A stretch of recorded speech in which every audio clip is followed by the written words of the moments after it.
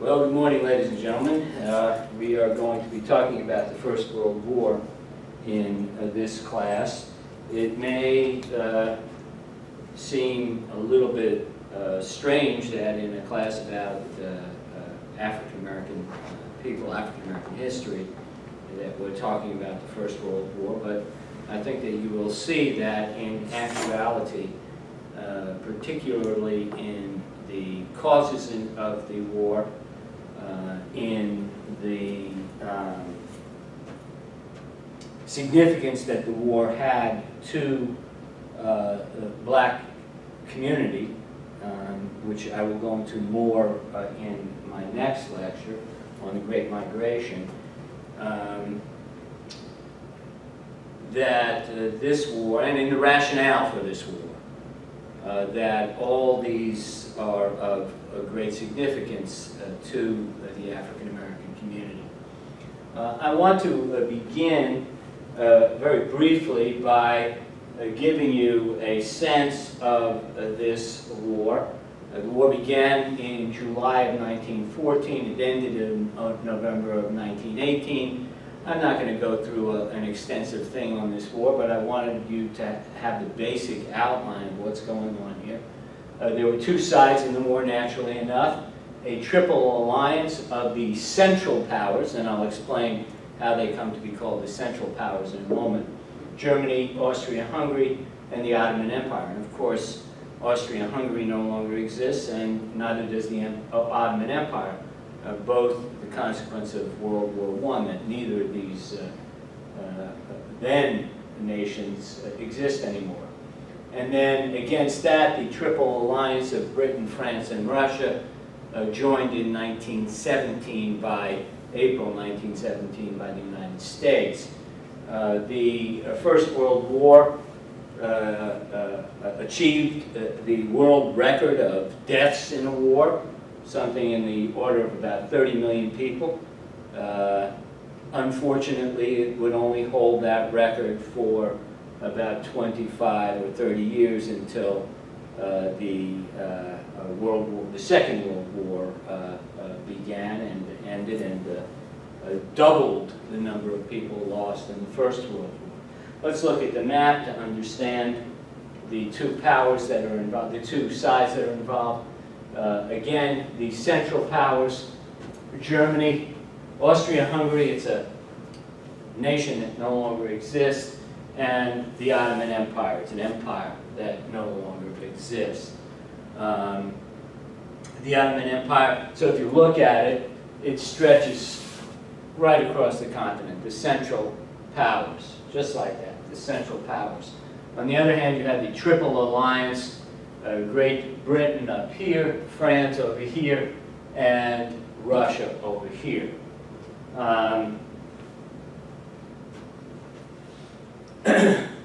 Just to mention the Ottoman Empire briefly, although you do not see the whole of the Ottoman Empire in this slide here, the Ottoman Empire includes the present-day states of Turkey, Syria, Lebanon, Palestine, or Israel and Israel, as well as the present-day state of Iraq and Kuwait. So it is an oil-rich area. It's one of the objects of this war to divvy up the Ottoman Empire, which is by 1914, when the war starts, already on the rocks. The Ottoman Empire already on the rocks. It's known as the sick man of Europe because it is an empire that is rapidly decaying. Anytime you've got an empire that's rapidly falling apart, there are plenty of countries that are eager to snatch up the remains. One of the consequences of World War I is the snatching up of the remains of the Ottoman Empire and the divvying up by the victors of that Ottoman Empire. The major thing that I need to get across today, and the relationship that this war, the greatest relationship that this war has to African American history, may not be obvious. But the reality is that with all of what the United States says the war is about. It's a war to make the world safe for democracy. This is what Woodrow Wilson, and I will go into greater depth with Wilson shortly, but with all that he says this is a war to make the world safe for democracy. Democracy that black people don't have in the United States. It's a war to end all wars. It's a war, as we will see, to allow both weak and strong to exist side by side without the weak having to fear the strong. So all these great platitudes, the reality is that this is a war for empire. And this is the relationship that I need to get across, that I want to get across to you. Several weeks ago, you read by Du Bois an essay titled The Black Worker. And in that essay, Du Bois quite clearly placed the condition of black people in the United States in the context of the colonial empires of the world as they existed during this time period, during the time period that we're talking about. That is to say that the European powers, the white powers of the world, had subordinated virtually the whole of the rest of the world to their power and made black people in Africa and brown people in the Pacific Islands and yellow people in Asia, made all those people subject to European rule. And this is the significance of the war. This is the cause of the war. We need to understand also, and this again ties us in with immediately with African American history. We need to understand that the run-up to the war was marked by the final division of the world into colonial empires. And that final division took place first and foremost on the continent of Africa. As of 1875, 90% of the continent of Africa was at least nominally independent of European control. I think in reality the Europeans controlled a considerable portion of the African continent, but it was by a more or less indirect means. Means that in the face of growing European competition for access to the wealth of Africa, meant that that form of control would have to yield to a stronger form of control. That is to say, direct colonial control. And that direct colonial control means what? It means that the British have distinct pieces of Africa, and they put colonial administrations in those distinct pieces of Africa and rule those areas in the interest of Great Britain. And France does the same, and Belgium does the same, and Germany does the same. 1875, as I said, 90% of Africa, at least nominally independent. 25 years later, 1900, 90% of Africa directly colonized, directly under one or another European power's control. Here's Africa as of approximately 1900. And what you see here is Africa divvied up amongst the colonial powers. In blue, the French. In, I guess that's purple, I don't know what color it is British. The German is in a beige color. Even tiny Belgium, if you look on a map of Europe, up in the corner between Germany and France, you will see a tiny little sliver of a country called Belgium. Belgium controls a significant part of Central Africa. This is the map as of 1914 with the various colonial empires. Italy, I'm sorry, even Italy has a piece of the action here, with the various colonial empires marked out on it. On the surface, it really does look like the French have the bulk of the African continent. In fact, well, two facts. One is that although it appears that way because the French West Africa is fairly well consolidated, the British Africa, although not so consolidated, is more extensive, slightly more extensive. Moreover, if you look at this map, you will also see that the French have a heck of a lot of sand. That is the Sahara desert that sweeps across most of French West Africa there, the central part of French West Africa. So in 25 years, Africa goes from a continent that is largely free of direct colonial control to a continent that is almost entirely under direct European colonial control. Here's a written version of that map that you see. And you see that Great Britain has 3,700,000 square miles of territories. The territory with 57 million inhabitants, as against that, the French with slightly less territory and significantly fewer people within that territory. Germany, very, very much smaller than either Britain or France, and also much smaller in terms of population under its control. Really, when you're talking about the ability to milk a country of wealth, you are talking about the ability of your ability to exploit people, to get people to do the labor that you want done. So the fact that you have 57 million people under your control is a much greater source of wealth than if you've only got about 15 million people under your control.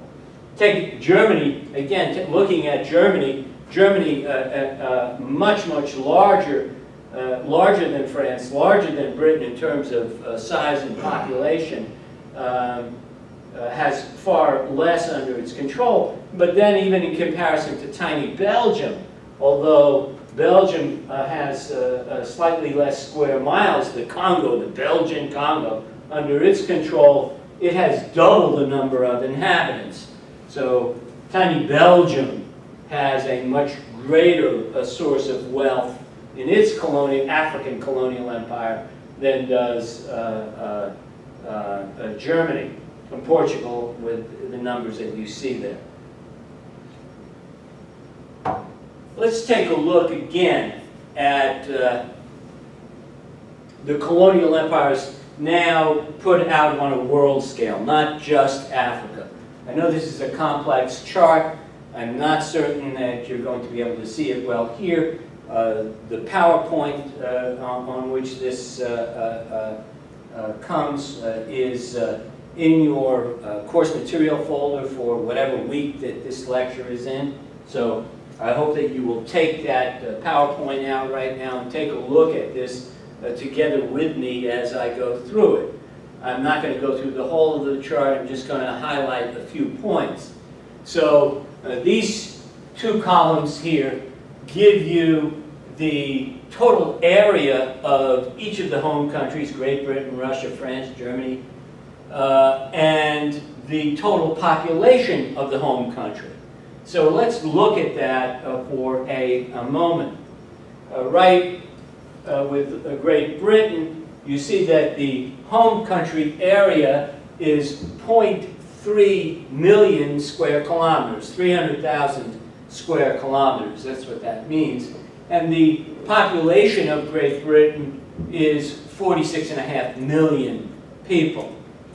In contrast, the population, so that's as of 1914, the time that the First World War breaks out. In contrast, the British Empire, the colonial nations under which which are ruled by Great Britain, comprise an area of 33.5 million square kilometers. That's 100 times greater area under Great Britain's control than the size of the Great Britain by itself.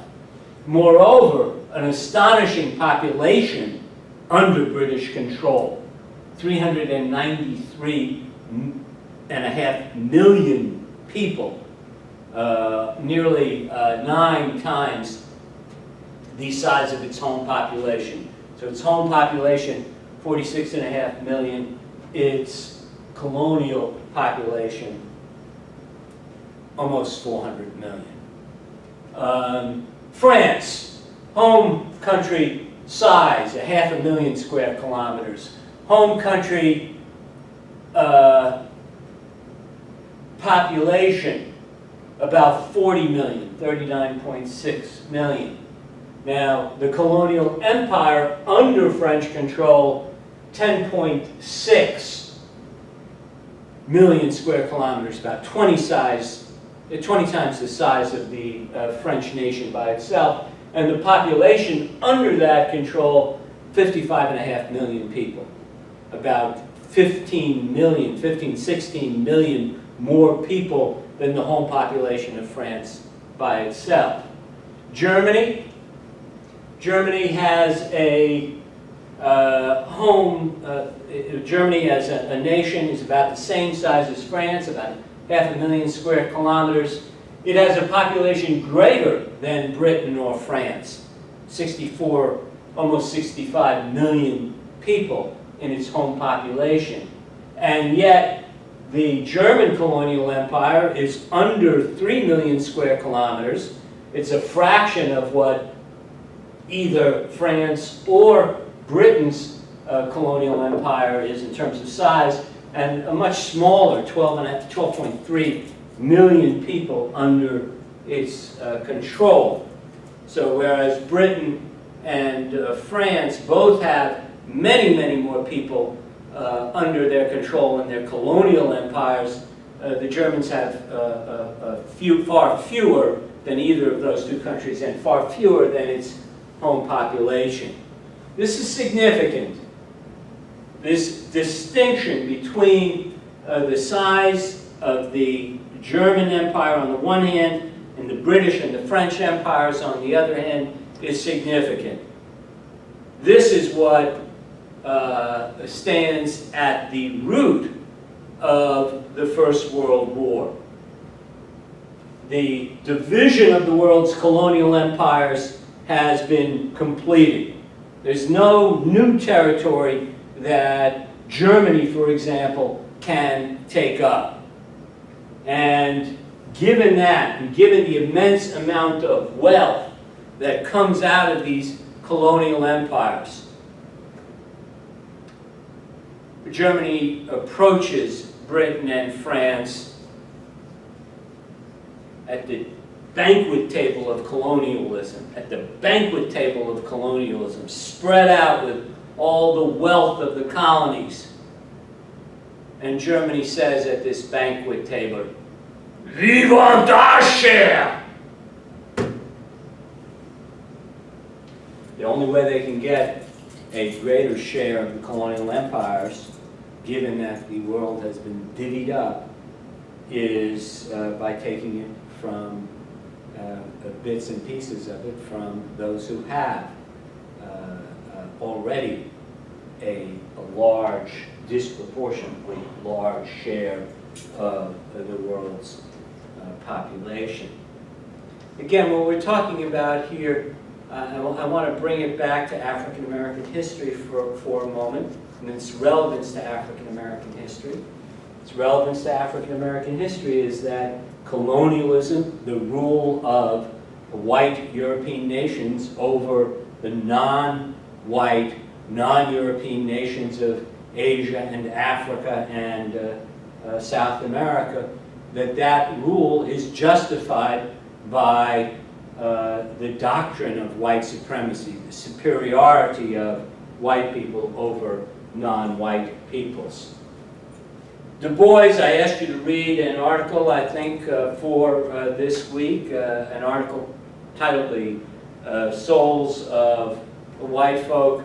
Du Bois succinctly describes the origin of this war, the cause of this war. Says Du Bois, Germany looked across the seas, and seeing England with sources of wealth ensuring a luxury and power which Germany could not hope to rival by the slower processes of exploiting her own peasants and working men, especially with these workers half in revolt, immediately built her navy and entered into a desperate competition for possession of colonies of darker peoples.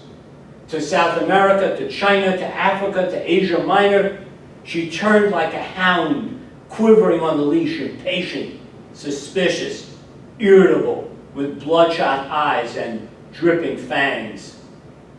England and France crouched watchfully over their bones, meaning that they crouched watchfully over their colonies, jealous, aware of the fact that Germany coveted control of these colonies.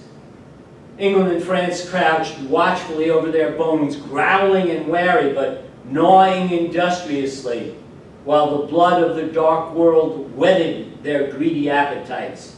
It was this competition for the labor of yellow, brown, and black folks that was cause of the World War. Other causes have been glibly given, and other contributing causes there doubtless were, but they were subsidiary and subordinate to this vast quest of the dark world's wealth and toil. So Du Bois very succinctly says that the cause of this great bloodletting, the greatest bloodletting in world history to that time, that the cause of this great bloodletting was the battle between these European powers for supremacy over large parts of the non-white world. Who would be the top dog in terms of controlling the greatest number of yellow, brown, and black folks? Of course, this is not the story that we are generally told when we're told the history of World War I. Oftentimes, when I was in high school, I walked away from my high school history classes, and when we discussed the First World War, not having the faintest idea of what was going on, why it happened. Some abstract ideas about nationalism were thrown out, but it didn't make it very much sense. I don't even believe that colonialism was mentioned as a part of the cause, much less being the central cause of this war. When the United States, when the First World War began, the United States, under President Woodrow Wilson,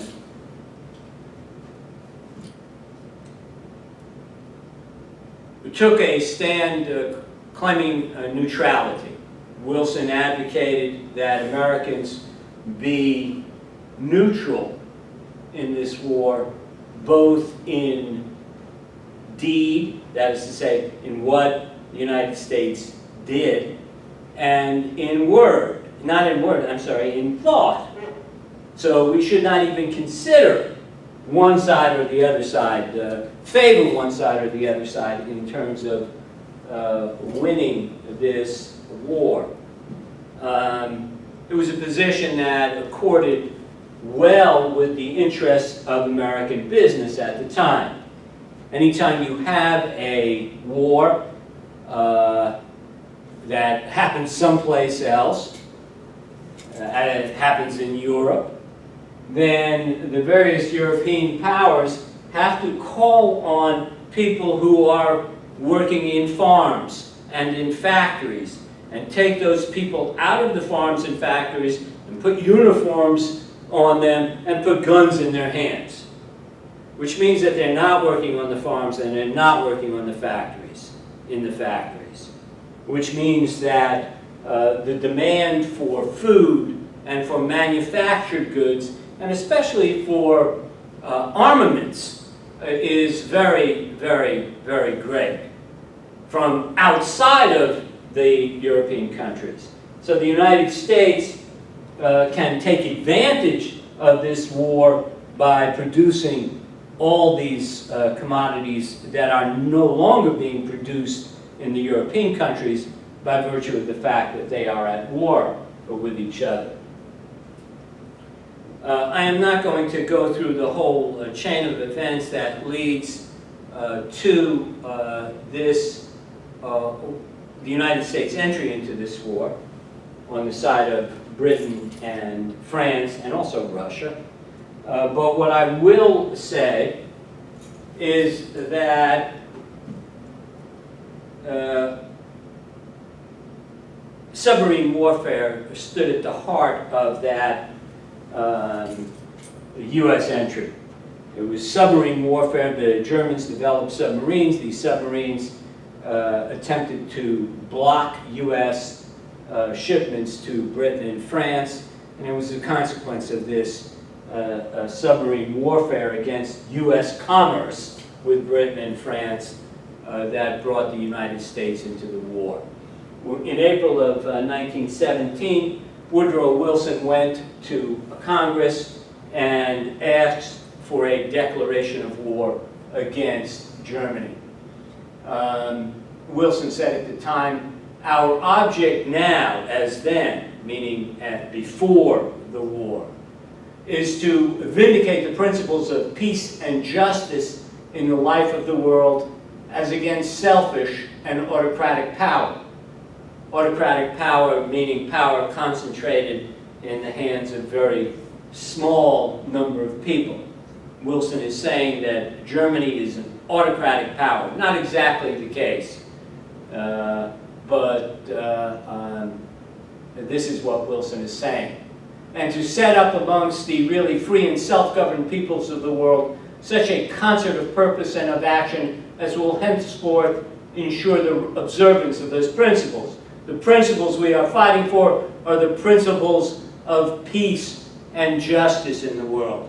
Because, of course, the United States would go to war for no other reason than peace and justice. Or so you might believe if you believed Woodrow Wilson. Neutrality is no longer feasible or desirable where the peace of the world is involved and the freedom of its peoples. And the menace to that peace and freedom lies in the existence of autocratic governments backed by organized force which is controlled wholly by their will, not by the will of the people.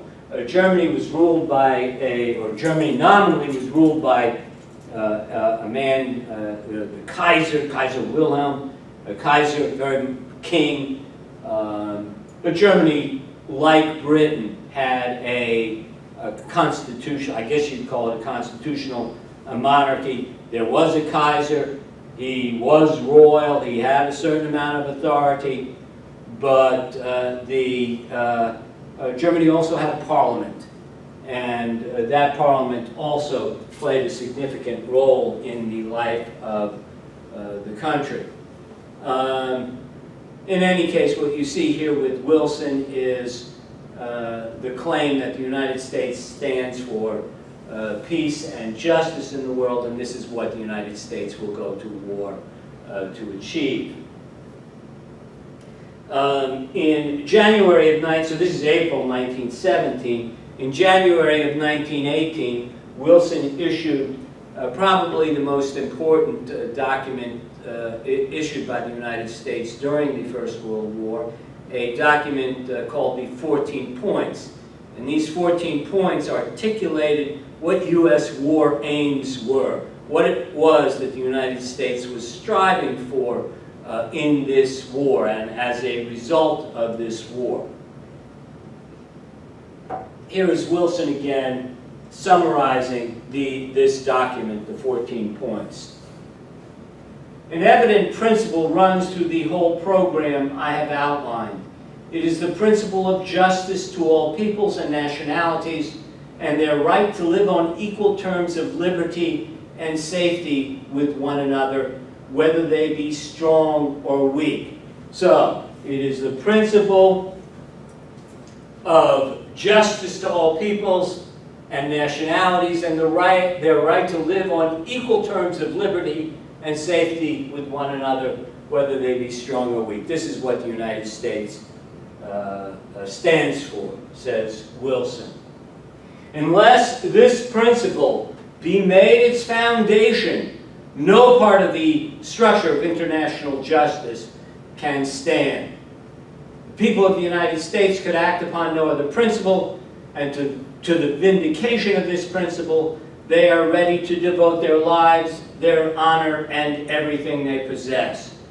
The United States is going to fight with everything that we possess for the principles of justice and freedom and the equality of peoples, whether they be strong or weak, and the ability of the weak to live side by side with the strong without any fear that the strong will dominate them. The moral climax of this, the culminating and final war for human liberty, has come. This is the culminating and final war for human liberty. You can't get much better than that. And they, the American people, are ready to put their own strength, their own highest purpose, their own integrity and devotion to the test. It's all very pretty. I often ask my students what the most powerful intoxicant in the world is. And some students will answer alcohol, and some students will answer heroin or cocaine, but in reality these all pale in comparison to the intoxicant of power. Anytime a person or a nation has power, you better watch what they are saying, because they are drunk with power, and what comes out of their mouth oftentimes very far removed from the truth. We would never fight for anything but truth and justice, I'm sure. Well, that's the story that the United States tells. I think what I would want to do now for a few minutes is quickly look at what I think the reality is. And the reality is summarized, I have here summarized in two terms. Really, why did the United States go to war? Number one, the United States had some strategic concerns, and number two, it had some significant business concerns. And we'll begin with the business concerns. As I said, the war immediately created a situation where demand for U.S. agricultural and industrial products skyrocketed. But prior to the war, almost 3/4 of all U.S. trade exports, all the commodities that the United States produced that were sold abroad, 75 or 77% of those products had been sold to the British side. So there was, prior to the war, a pre-existing network of relations that existed between the United States and the British camp that benefited the United States.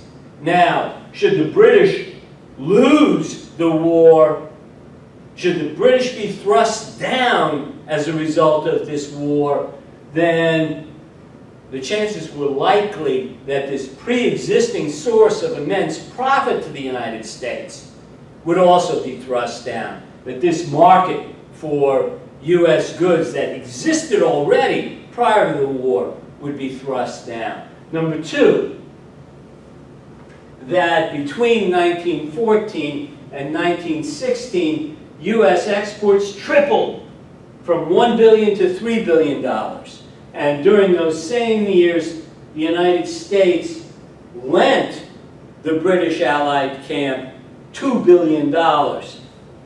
Should the British lose, so would the United States. So these are immediate business concerns.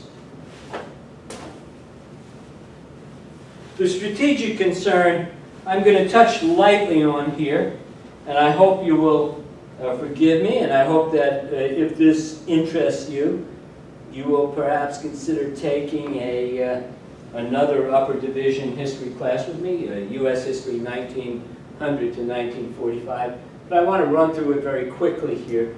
The major strategic concern involved the open door, a policy called the open door policy.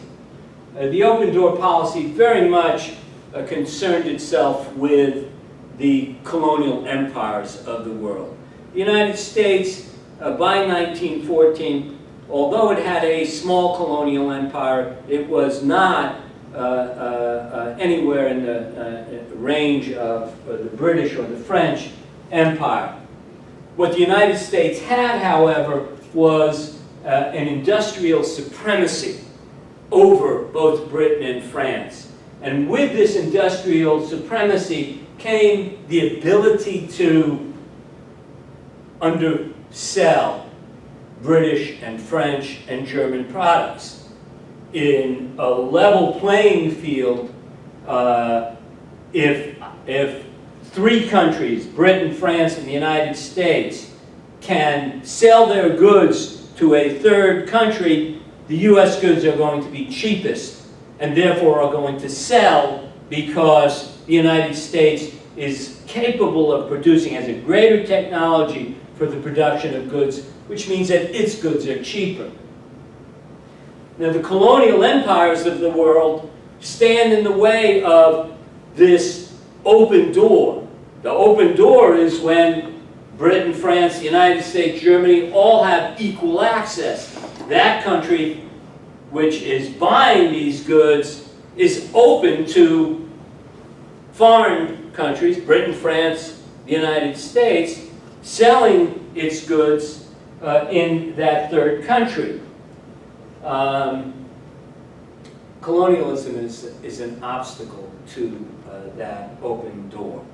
And the fact that Britain and France have large colonial empires inhibits the ability of the United States to sell its goods abroad. And really, although I can't go into it here, the ability for the United States to sell significant quantities of goods abroad is key to the well-being of the U.S. economy at home.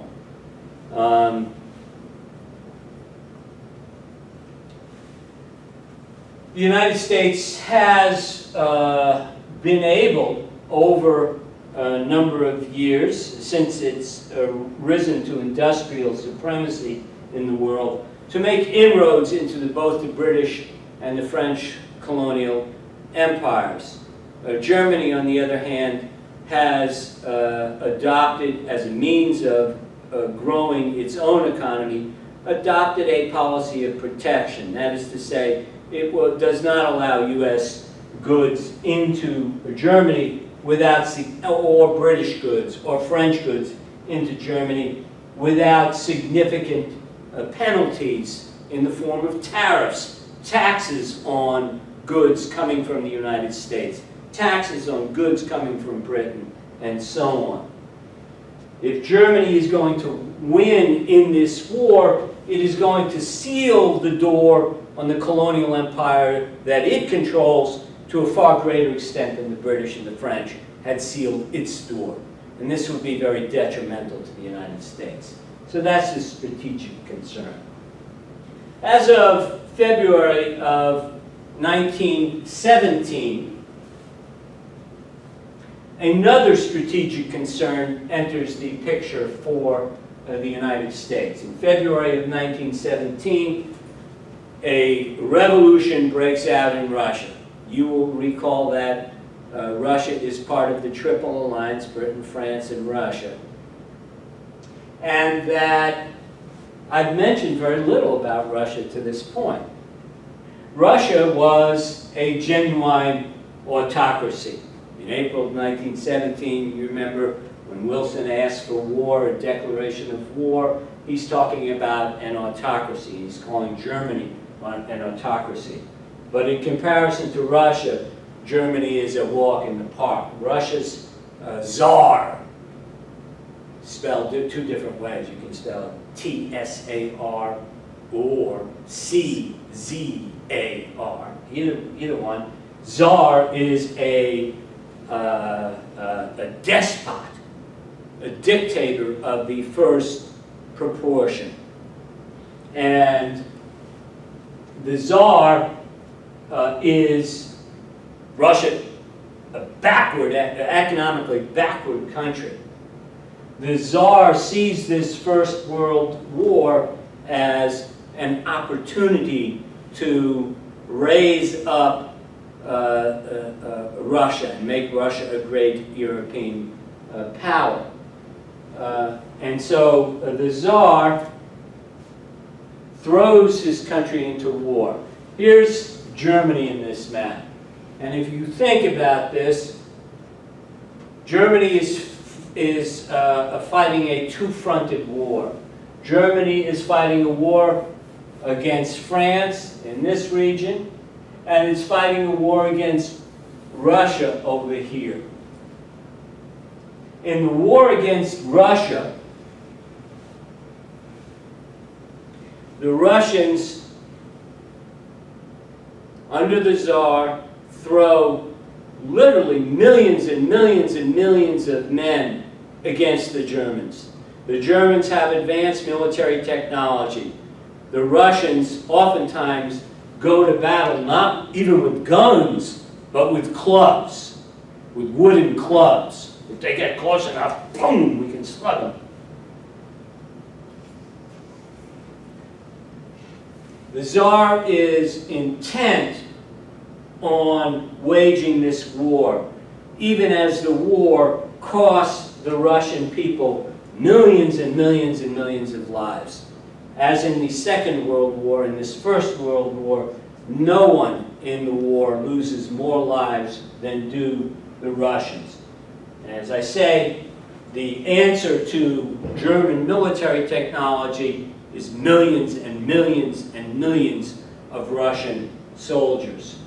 Now these millions of Russian soldiers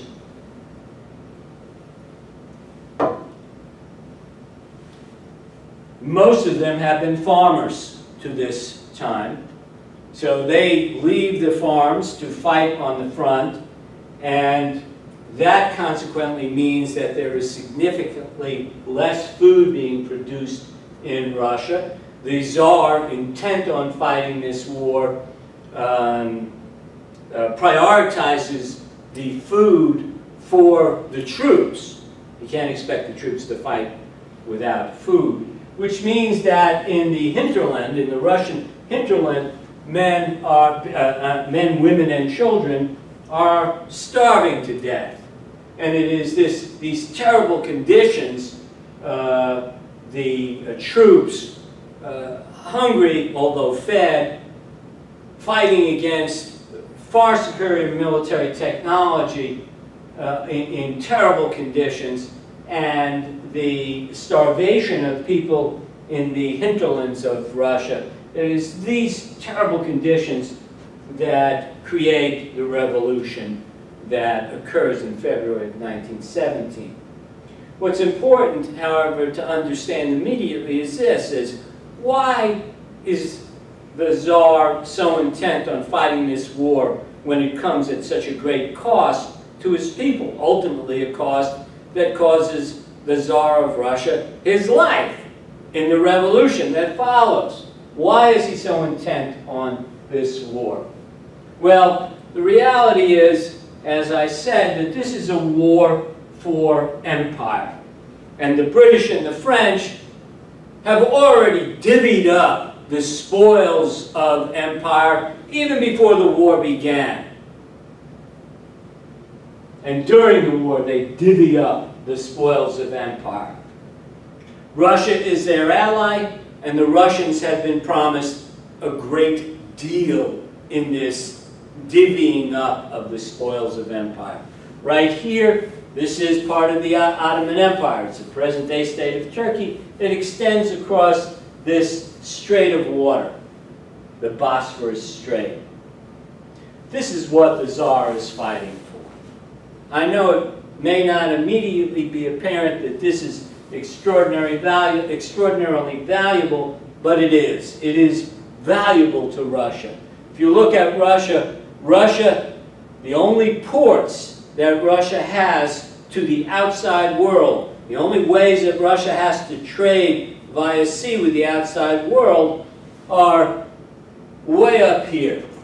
And these ports way up here freeze over in the winter, can be frozen over for a good portion of the year, which means that Russia has no way of trading with the outside world. These ports down here, part of Russia, don't have access to the rest of the world unless they have access through these straits. I believe they're called the Bosphorus Straits.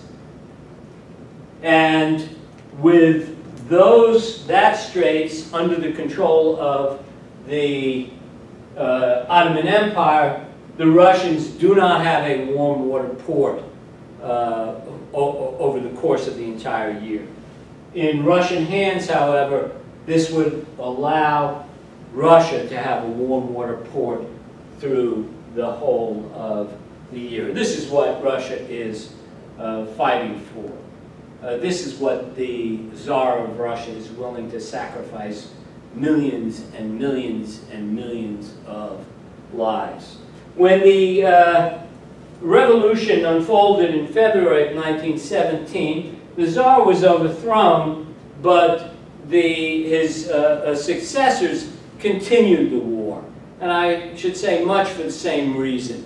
His successors, although democratic in form and elected through the Russian parliament, continued the war because they aspired to that same warm water port. Within Russia, however, another political party developed, and that political party was called the Bolshevik Party, later known as the Communist Party of the Soviet Union, Russian Social Democratic Labor Party, later the Communist Party of the Soviet Union. And that Communist Party, that Bolshevik Party, from February 1917 and before February of 1917, called for an immediate end to the war.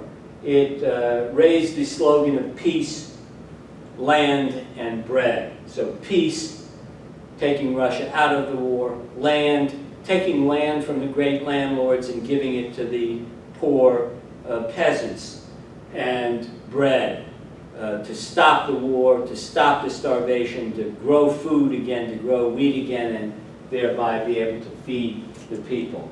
In November of 1917, that Bolshevik Party, in a second Russian Revolution, came to power.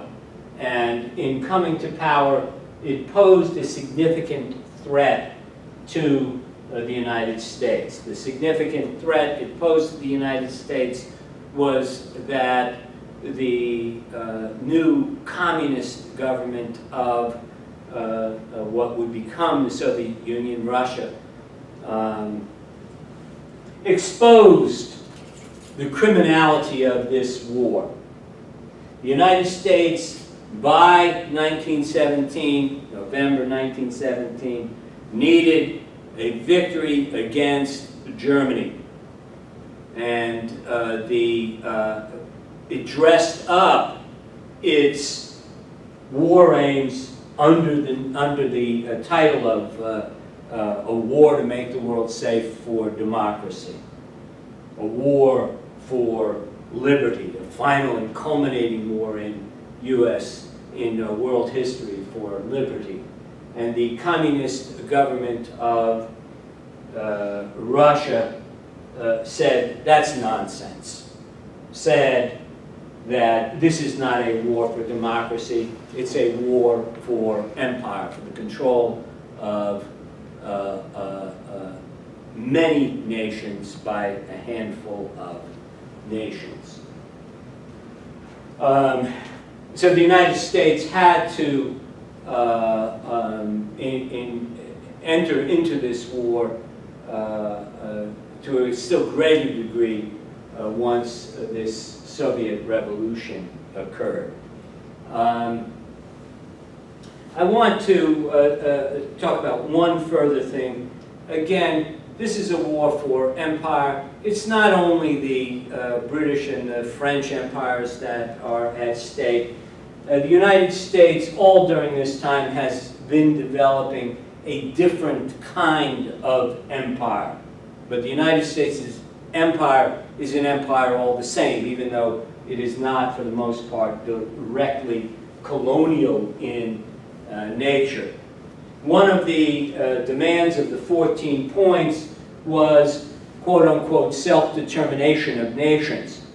If you think about what I said about the open door policy, you will understand that colonialism, British colonialism, French colonialism, stands as an obstacle to the open door policy, the free access of the United States to all the markets of the world.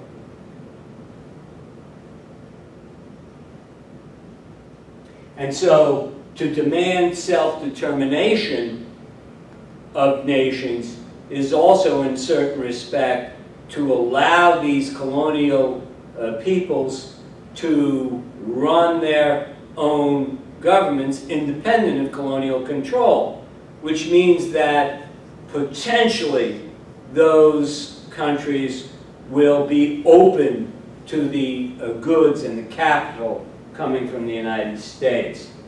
And so, although Wilson is fervent in his call for self-determination, reflected again in that statement that I quoted to you, that we stand for peace and justice and the ability of the weak to exist side by side with the strong without fear that the strong will take over.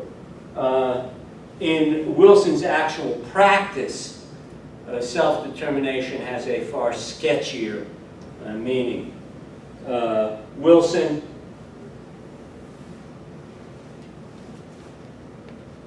invaded Mexico in 1914, invaded Haiti in 1915, invaded the Dominican Republic in 1916, again invaded Mexico in 1916, invaded Cuba in 1917, and invaded Panama in 1918. And all during this period, he had troops in Nicaragua doing the U.S. bidding in that small country. This is significant again because Wilson himself was a white supremacist, believed in the inferiority of all these non-white peoples, and exercised the power that the United States had when any of these people disappointed him in any way. Wilson, I should also add, although for many, many years had a great reputation as an idealist and as a great liberal, was also the man who implemented segregation in United States federal jobs. Ladies and gentlemen, the still greater significance of this war to African American people a significance marked by a migration of black people from the south to the north, the Great Migration, I will cover in my next lecture. Thank you.